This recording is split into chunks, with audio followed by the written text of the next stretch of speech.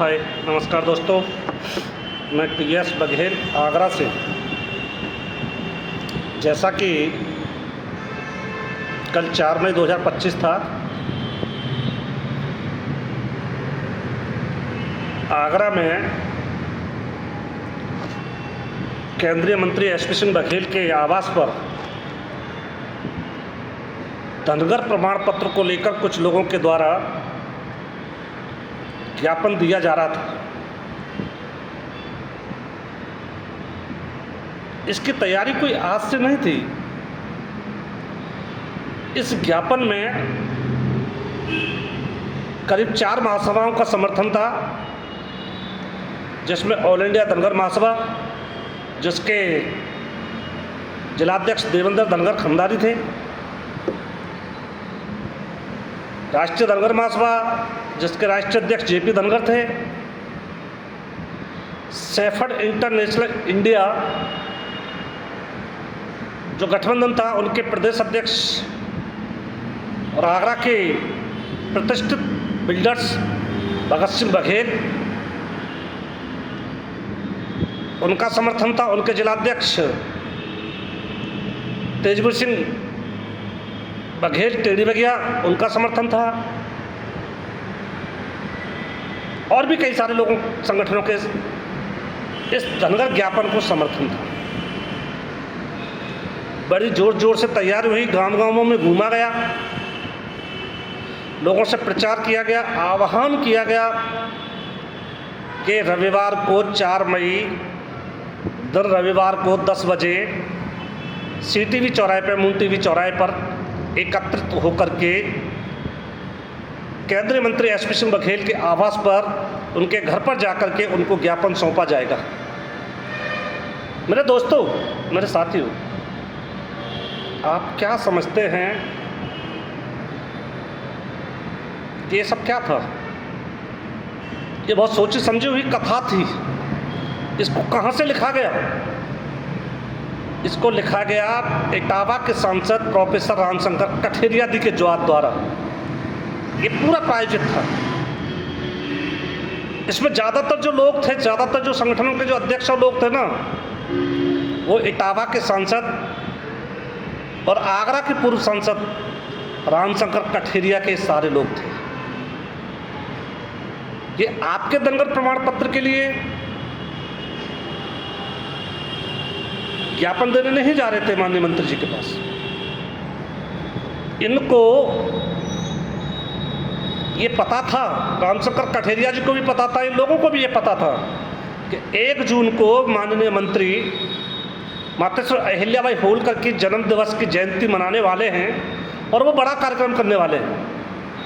अब उस कार्यक्रम को, अहिल्याबाई होलकर की जयंती के कार्यक्रम को कैसे फ्लॉप कराया जाए, कैसे उसकी कमर तोड़ी जाए उस कार्यक्रम की, उसको लेकर के समाज में आगरा में पैक्ट बढ़ती जा रही है। Professor SP. सिंह बघेल को उसको कमज़ोर करने के लिए रामशंकर कठेरिया ने अपने इन लोगों को सक्रिय किया और एक प्रोपेगेंडा के तहत ये 4 मई को ज्ञापन देने का आयोजन किया। इसमें इन लोगों ने टारगेट रखा कि 3 से 4 हज़ार लोगों की भीड़ इकट्ठा करके हम माननीय मंत्री जी के घर पर, माननीय मंत्री जी के आवास पर हम ज्ञापन सौंपेंगे और उनको ये दिखाएंगे कि देखिए हमारे पास बहुत सारी भीड़ है, हम आपके 1 जून के प्रोग्राम को फेल कर सकते हैं। लेकिन मेरे दोस्तों, मेरे साथियों, इसमें कुछ लोग चंदा चोर थे। जेपी धनगर सबसे बड़ा चंदा चोर, जिसने समाज को धनगर मुद्दे के नाम पर बेइंतहा लूटा और बेहिसाब लूटा। एक ग्राम से 2100 रुपये, 1100 रुपये, मैंने सारा खुलासा किया आप सब लोग। उसने एक टीम को गठित किया, कुछ हमारे साथी युवा साथियों को गुमराह करके अपने साथ लिया और उनको लेकर के सब प्रोपेगेंडा को रचा। रामशंकर कठेरिया की स्क्रिप्ट को जो लिखकर आई इटावा से, उसको आगरा में दोहराने की पेशकश की गई। साथियों, ये मात्र 68 लोग इकट्ठे कर पाए, कुछ भीड़ साथ लेके आए। आप मुझे बताइए, मैं आपके घर पर भेड़ लेकर के जाऊं और आप प्रतिष्ठित व्यक्ति, आपको कैसा लगेगा? और लोग जो देखेंगे सुनेंगे वो क्या बोलेंगे आपके लिए भी और उनके लिए भी? आप उनको ज्ञापन देने जा रहे थे या माननीय मंत्री की बेइज्जती करने जा रहे थे? और वो भी प्रोफेसर रामशंकर कठेरिया सांसद इटावा के कहने पर। अगर आपको ज्ञापन देना था तो उनके घर पे भेड़ ले जाने का क्या मतलब था? आप सामने वाले की बेइज्जती करना चाहते हैं? अरे बेइज्जती करिए, लेकिन उसका एक लेवल होता है, उसका एक तरीका होता है। मैं कोई एसपी सिंह का पक्ष नहीं ले रहा, मैं कोई एसपी सिंह को वो नहीं कर रहा, मैं जो सच होता है उसको बोलता हूँ। मैंने हमेशा एसपी सिंह को गिराया है कि एसपी सिंह नालायक है, समाज का गद्दार है। मैंने हमेशा बोला इस बात। 3 बाप की पैदाइश है और मैं तो ये कहता हूँ वो गडरिया जाति का ही नहीं, ये मेरे अपने चैलेंज के साथ कहता हूँ। मैंने हमेशा उसको गिराया है और खुल्लम खुल्ला बोलता हूँ, मैं उसका कोई पक्ष नहीं ले रहा। लेकिन जो सच्चाई है उस सच्चाई को मैं समाज के सामने रखूँ, जिसके लिए मैं जाना चाहता हूँ। दोस्तों, ये ज्ञापन देने गए ये लोग निकले, आगरा के कुछ लोग ऐसे थे जो वहाँ इनको चेहरा दिखा करके कि हम आए आपके ज्ञापन के प्रदर्शन में, और वो वहाँ से निकल लिए। बहुत सारे लोग हैं ऐसे जो चेहरा दिखा करके इनको और वहाँ से निकल लिए। एसपी सिंह के डर के मारे इनके बुलाए हुए लोग नहीं आए। और उस वीडियो को अगर आप लोग गौर से देखेंगे, आगरा के यहाँ के लोकल लोग जो गौर से देखेंगे तो उस वीडियो में आगरा के लोग नहीं दिखाई देंगे। आगरा के 2 या 3 लोग दिखाई देते हैं बस। बाकी के जितने भी लोग हैं, आचार्य विजय भाद्रपाल वो प्रतापगढ़ से आए, राजकुमार धनगर वो अपने 10-15-20 लोगों को लेकर के मथुरा से आए। मतलब ज़्यादातर इस ज्ञापन में जो लोग थे ना, वो सारे के सारे बाहर के लोग थे। जितने भी 70-75 लोग थे वो सारे के सारे लोग बाहर के थे।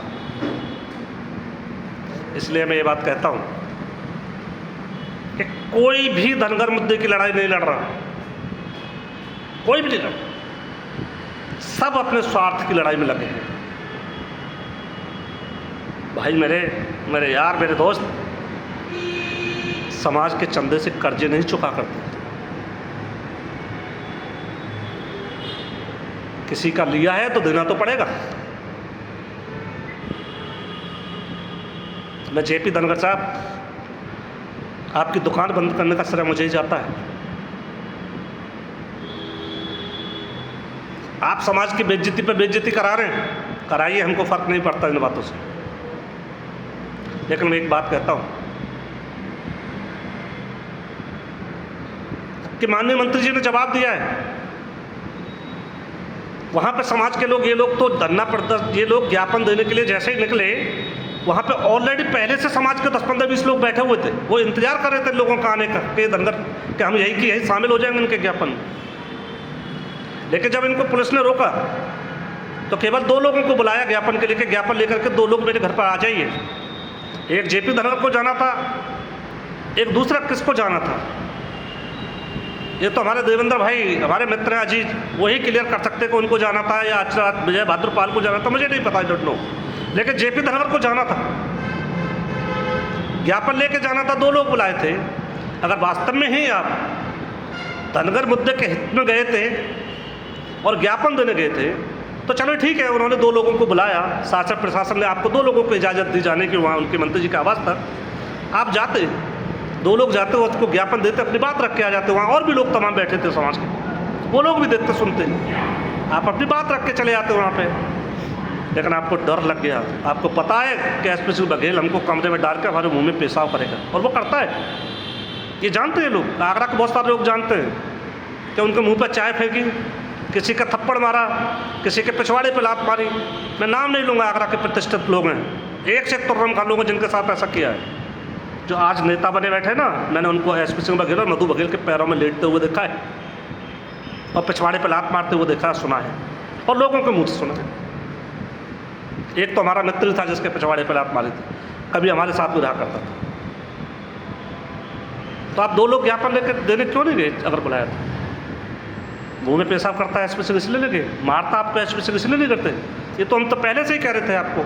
जिस दिन आपने ज्ञापन की डेट फाइनल की, जिस दिन आपने ज्ञापन के लिए मीटिंग की, ऐलान किया, मैंने तो उसी दिन तमाम लोगों को लिखा था फ़ोन कर, मैं तुम्हारा पेशाब निकल जाएगा एसपी सिंह के घर पर जाने में।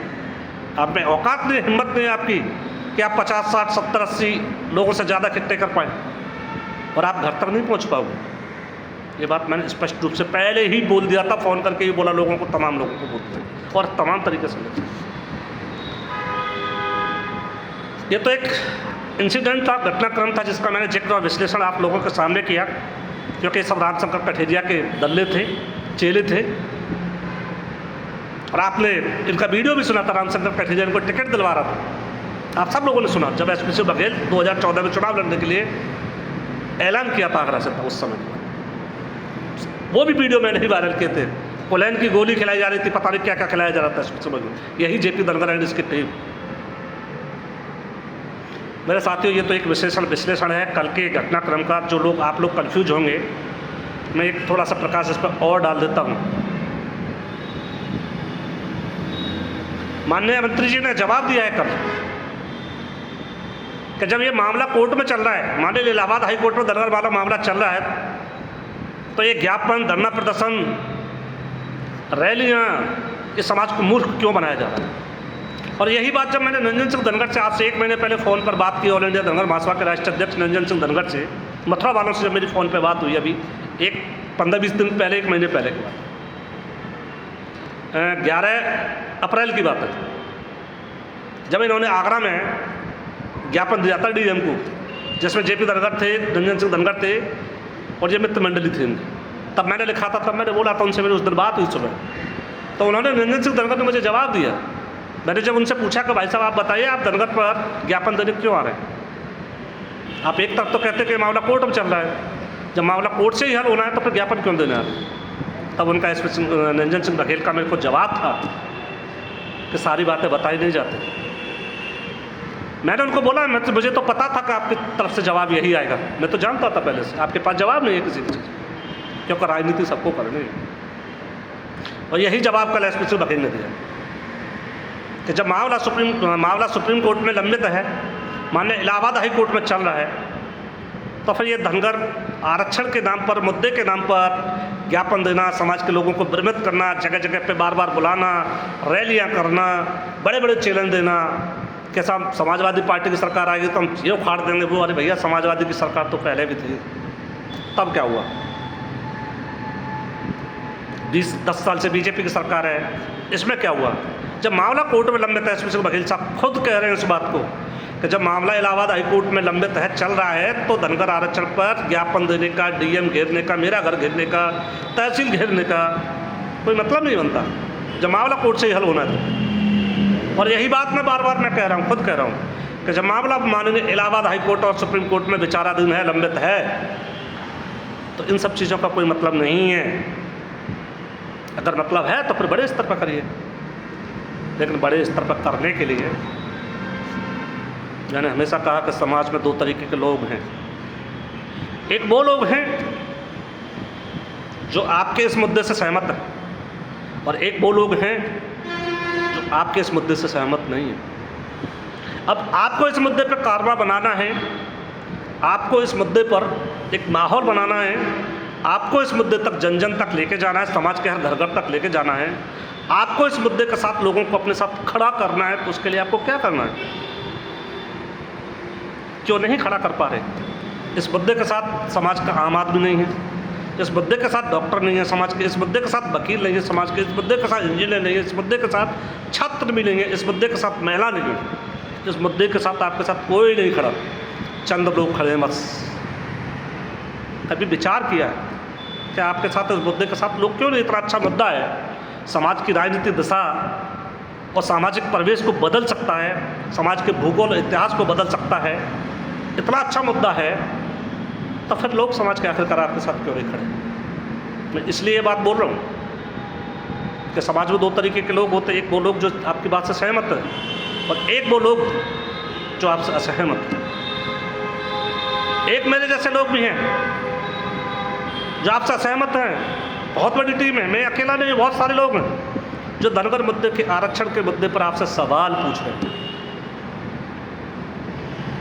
अब आप मुझे बताइए, समाज के साथी हो, समाज के लोग हो,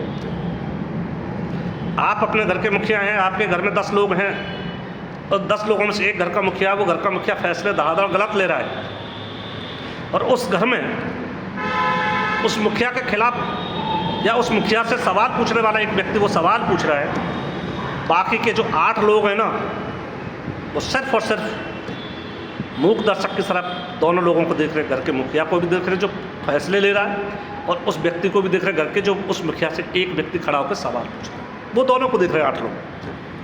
अब मुझे बताइए, ऐसी सिचुएशन में उस घर का क्या हाल होगा? अगर वो 8 लोग खामोश रहेंगे ना, उस कंडीशन में ऐसा घर बिखराव की स्थिति में खड़ा हो जाएगा। उस घर में कभी एकता नहीं हो सकती, उस घर में किसी भी फैसले के साथ सहमति नहीं हो सकती। और यही बात मैं बार बार बोल रहा हूँ कि मेरे जैसा व्यक्ति जब मैं इस धनगर मुद्दे पर सवाल पूछ रहा हूँ,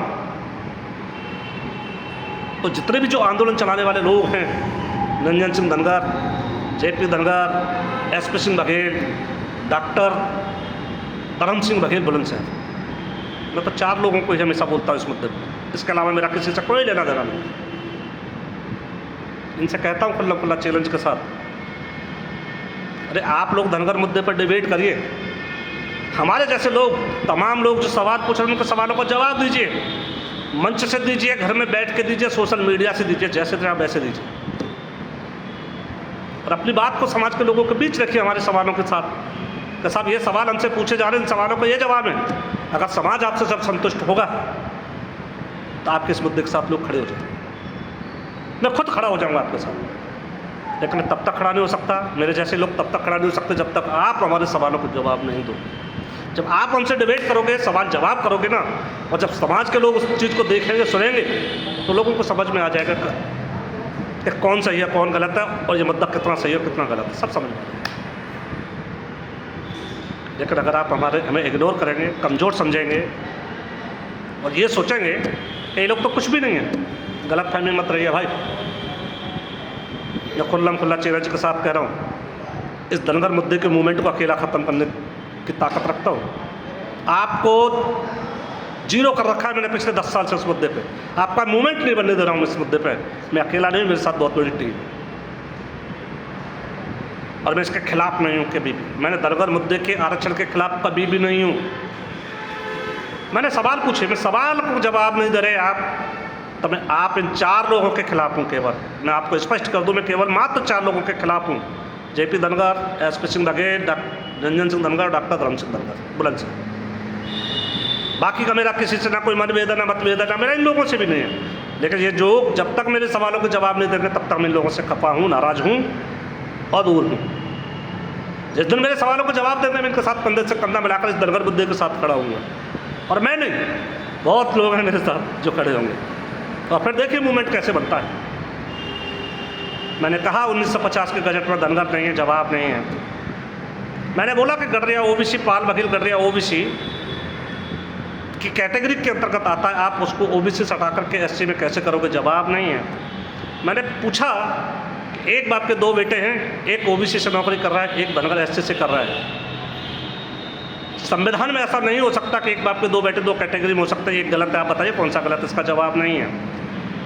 मैंने पूछा जिन लोगों की नौकरी धनगर प्रमाण पत्र से लग गई और उनकी शिकायत के बाद वो टर्मिनेट हो गए, उनका भविष्य क्यों खराब कर रहे हैं, इनके पास जवाब नहीं है, कोई जवाब नहीं इनके पास। किसी सवाल बहुत है, बहुत सारे सवाल इनके पास, जवाब नहीं। मेरे दोस्तों, मेरे साथियों, समझिए इस समाज को कौन गुमराह कर रहा है। ये कहते हैं कि एसपी सिंह बघेल के लड़के का सर्टिफिकेट बन गया, एसपी सिंह का बन गया, तब वो कोर्ट कचहरी कहाँ चले गए। ये सवाल तो मेरे भी हैं, मैं भी तो ये सवाल कर रहा हूँ। आज एसपी सिंह बघेल के घर में कोई बच्चा पैदा हो जाए, उसको डीएम घर पे सर्टिफिकेट लेके पहुँच जाएगा, तब कोर्ट कचहरी कहाँ चली जाती है। सवाल तो मैंने बहुत दिनों से कर रहा हूँ। जेपी धनगर के घर में कोई बच्चा पैदा हो जाए, उसके घर पर सर्टिफिकेट लेके पहुँच जाएगा, तब कोर्ट कचहरी और धरना प्रदर्शन ज्ञापन भीड़ कहाँ चली जाती है। रंजन सिंह धनगर के घर में कोई बच्चा पैदा हो जाए, बहू आ जाए, गेट पर लेके डीएम सर्टिफिकेट लेके खड़ा रहता है, तब कोर्ट कचहरी ये सब ज्ञान कहाँ चले जाते हैं। ये सवाल तो मैं ही पूछ रहा हूँ।